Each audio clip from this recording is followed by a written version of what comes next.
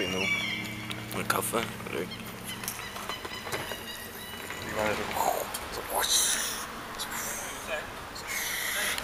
Liker ikke du blir filmet? Ikke en time i strekk. Jeg tror jeg filmet så 90% deg.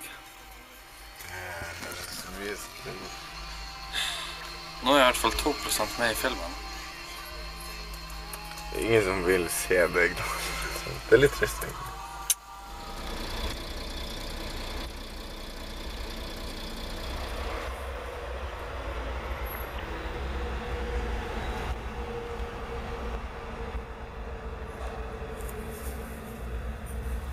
Hva er det David gjør?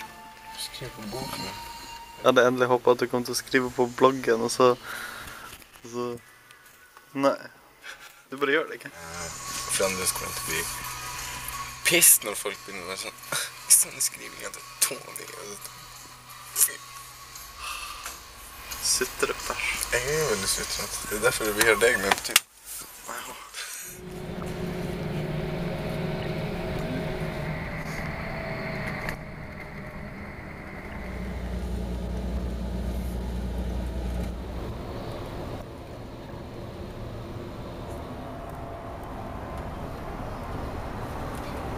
Tony går tom for strøm på kameraet, og går glipp av fantastisk.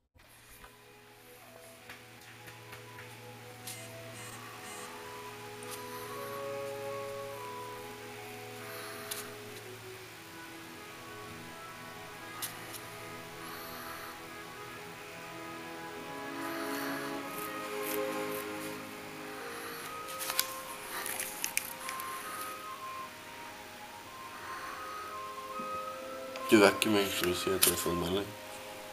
Og vi må våkne.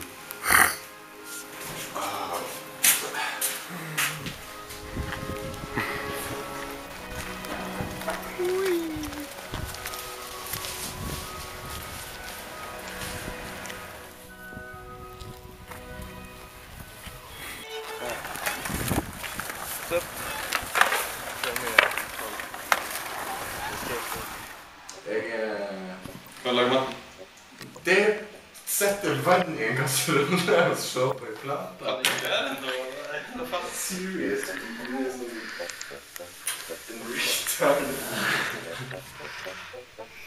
Jeg synes at det er gjort så lite. Jeg driver og blogger og... Tusen takk for det. Fortell om turen så langt, Tony. Oppsummer. Kort oppsummert. Jeg liker haike, jeg liker ikke autobuss. Men han har lyst til å komme seg til Bergen vi kjapt for å fortelle kvinnfolk. Sikkert bare kvinnfolk. Sosial og fin by. Det er jo fin by. Ok. Hva er det beste med å haike, og hva er det verste med å haike? Det verste er David. Jeg bare svarte for deg. Jeg tror du svarte for deg selv, det har vært litt rart. Ja, det er bra at han har selv en sikt. Du er enig med andre, det er det verste. Ja, vel. Men hva er det beste da? Altså selskap. Men David. Ok, så han er liksom... Det var jævlig kort. Så det er liksom sånn, du kan ikke leve med han, du kan ikke leve uten han. Det er som igjen. Ja. Basically. Jeg er kanskje litt skjegget for din type. Hva er meningen med livet? Formere seg, dø. Eller bli født, formere seg, dø. Ja. Er det noe mer om ting, Tony? Mer om de fasene? Nyte livet mens man kan. Ok, formere seg, vokse opp. Han er negativ siden. Han kommer opp med så mye negativ bullshit på turen. Så jeg sier alltid sånn her, ja, det kan bli en bra tur, så han bare kommer sånn, nei, det kommer til å gå, det er helvete, det fungerer ikke. Så sier jeg, jo da, så, nei. Så det er en motgang i hvert fall. Det er litt vanskelig å være positiv når det er onde krefter rundt meg. Dere er litt sånn yin og yang, liksom, på en måte. Ja, fargene er verst. Dere må bare legge dere i posisjon som pass. Jeg skulle Kan ikke gjøre det. Det er degraderende, Andreas. Jeg vet ikke hvor du får være med på sånne her ting. Hvorfor ligger jeg?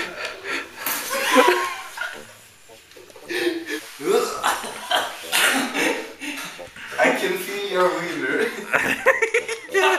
Angrer du på at du ble med, David? Ja. Hverken ja eller nei. Jeg liker veldig godt Fuck når you, jeg man. setter på med folk og sånt. Hva du ikke liker da? Å gjøre noe annet enn å sitte hjemme hos mor og skrive, det var veldig kjekt.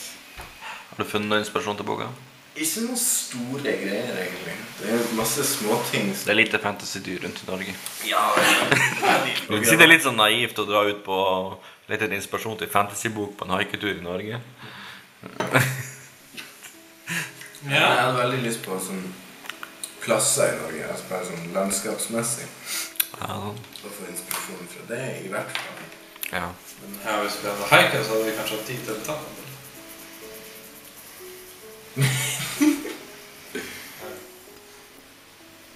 Det er noe med at jeg sier noe du synes er helt ulogisk, og så blir du irritert over hvor dum jeg er. Og sånn. Ja. Jeg sparer den til folk som får min logikk. Som er 19 år. Ja. Bestemor forstår min logikk. Hun er sånn 60, og sikkert i hvert fall 60 psykisk. Eller kanskje bare ikke gidder å prøve en gang. For jeg føler at jeg har så mye random shit som kommer ut i kjeften min. Hvordan har haiketuren påvirket forholdet dere som venner og sånn? Negativt eller positivt? Nei, Er dere mer glad i hverandre eller hater dere hverandre mer enn når dere reiste? Jeg tror det er veldig, altså sånn... Det varierer veldig. Ja. Altså hvis vi har sovet en del og har fått spist og ikke er gørrsliten, så er det veldig kjekt å ha Tony ved sin side, men når det er motsatt, så er det ok.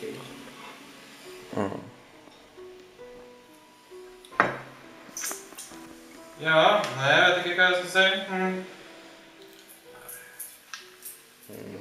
Hva har vært viktigst for deg på denne turen, David? Røyken eller Tony? Hvis du måtte velge en. Hvis jeg måtte velge mellom Røyken og Tony. Ja. Tony eller Røyken? Tony har vært ganske sentral i den turen her.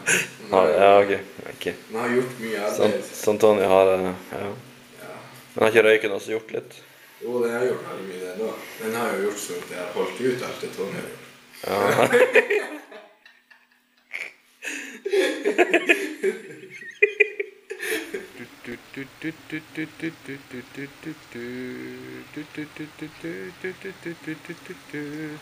Så kom sola ute på mitt hatt.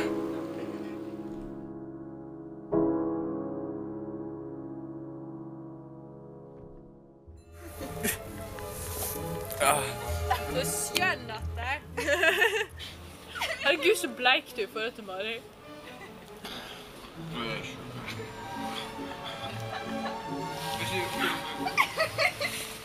Slutt nå. Du smart, David. Jeg føler det mobbing.